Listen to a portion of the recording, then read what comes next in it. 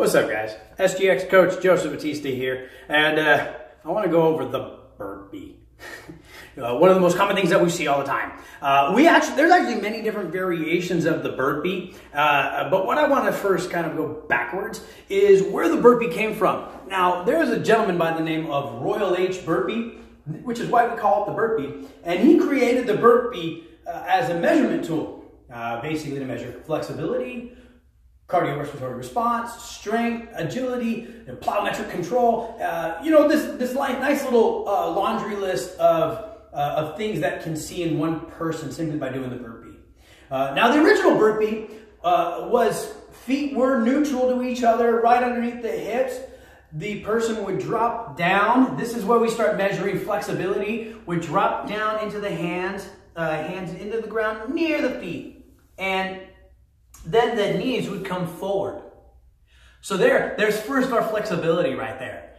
We have to be able to be flexible enough to drop to here, flexible in the hips so that our knees didn't flare out, flexible in our lower back, spine, and glute so that way we can reach to the ground without rounding out. We tend to see a lot of people go into their burpee like this, reaching for the ground right in front of them, and that's not very good because then you're further away from your center of gravity or a third point pressure. What ends up happening is now that I'm moving further away from where my hands are, I'm going to lean back to counterbalance the weight. So I don't want to get into this position where my hands are in front of me. I want them in line with my core and my center. So I drop down here. Once I get to here, now it comes into, you can step back or jump out. Originally it was a step out.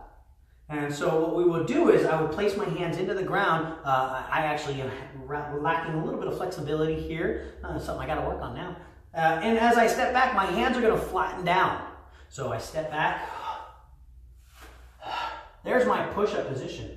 Now, before there was no push-up, we started adding the push-up as a degree to make this kind of exercise be a little bit more challenging.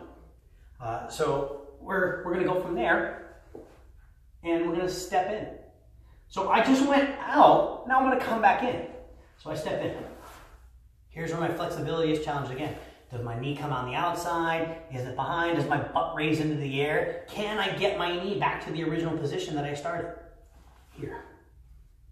That's essentially what you want to do in your flexibility for there. That requires a good amount of strength as well. And then from there, I just stand. Now that's to the traditional burpee.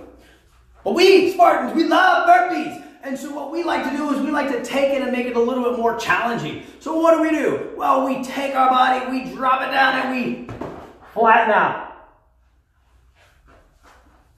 That can be very challenging. So if you can, and you need a little bit of help on your burpees, simply begin from the original phase of how they were created. Drop down to your hands, bend down, reach for the ground, right on the outside of your legs, not in front, but on the outside of your legs, and step back. When you're ready to progress off of that, jump back. After you do that, then you can start dropping. Dropping requires a little bit of faith. You kind of commit. Once you go down, there's really no coming back up yet until you reach the ground.